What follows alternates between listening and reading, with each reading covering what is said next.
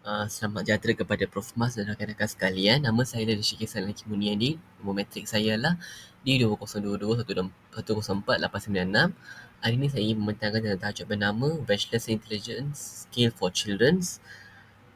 Tajuk ni adalah satu alat pengukur untuk kanak-kanak di mana kita akan mengukur tahap mental kanak-kanak seseorang.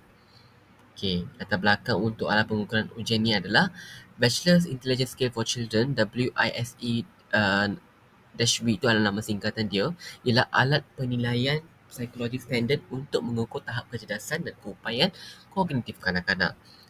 Alat pengukuran ini digunakan untuk menilai kanak-kanak berumur antara 6 tahun hingga 16 tahun sehingga 11 bulan. Penilaian ini dibangunkan oleh David Batchelor, iaitu seorang ahli psikologi yang memperkenalkan pendekatan ini sebagai pelbagai komponen dalam pengukuran kecerdasan. Versi kelima ini diperkenalkan pada tahun 2014 yang juga menggantikan kepada WISE-IB dengan menambahbaikan dari segi struktur dan kandungan. Dan juga alat pengukur digunakan secara meluas oleh psikologi pendidikan dan klinikal untuk tujuan diagnosis, intervensi pendidikan dan juga pemahaman tentang kekuatan serta kelemahan kognitif seseorang murid. Okey, marilah kita tengok objektif untuk alat pengukuran ini. Okey, objektif adalah ada 3, iaitu yang pertama menyediakan maklumat untuk intervensi pendidikan dan psikologi. Kedua adalah mengukur fungsi kognitif individu dan terakhir adalah membantu dalam diagnosis pembelajaran dan perkembangan.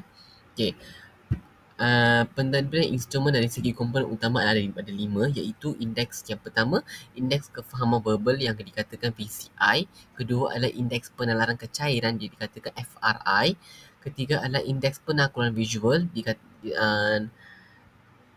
ringkasnya adalah BRI. Keempat adalah indeks memori kerja WMI. Yang terakhir adalah indeks kelajuan pemprosesan PSI.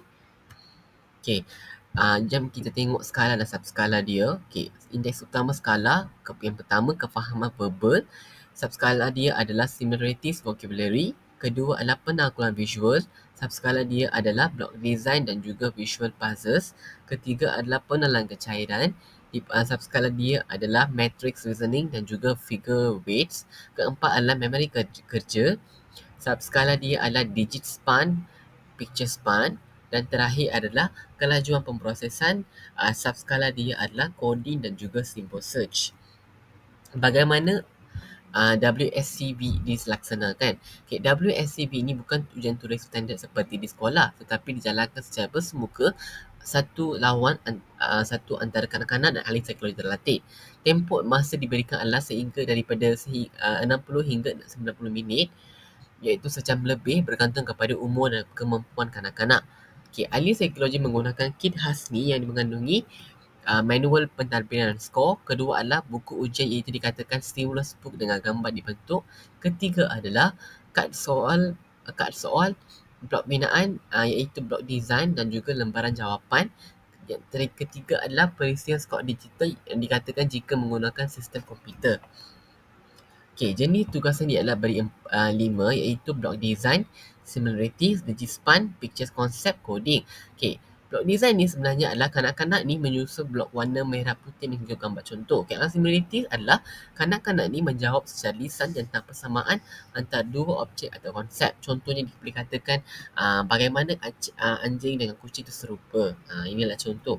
Okey, ketiga adalah digispan. Digispan ni adalah ujian memori di mana kanak-kanak perlu ulang nombor yang dibacakan kepadanya ke depan atau ke belakang. Okay, keempat adalah picture concept. Okay, kanak-kanak ni pilih gambar yang mempunyai kaitan dengan logik atas satu sama lain.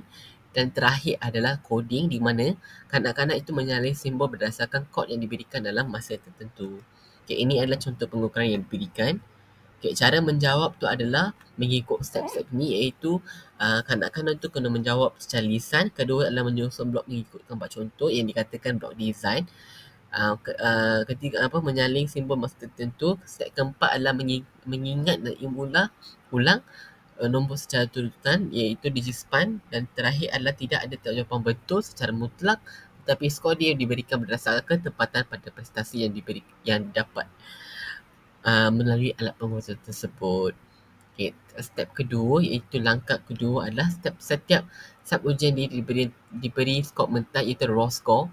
Okay, dan juga skor mentak ditukarkan kepada skor standard iaitu scale skor berdasarkan umur kanak-kanak, iaitu menggunakan kita kena merujuk dia punya skor tu daripada jadual skor yang dari dalam manual WSIB lah.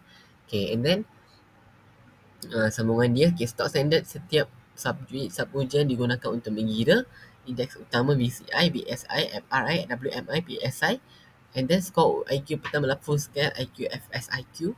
Dan terakhir adalah skor akhir dibandingkan dengan purata normal, iaitu purata sama dengan 100 dan sesian power sama dengan 15. Ini dia punya itu adalah interpretasi skor. Cara pengiraan skor saya ada diberikan dalam bentuk pautan. Okay, saya rasa itu daripada saya. Sekian, terima kasih.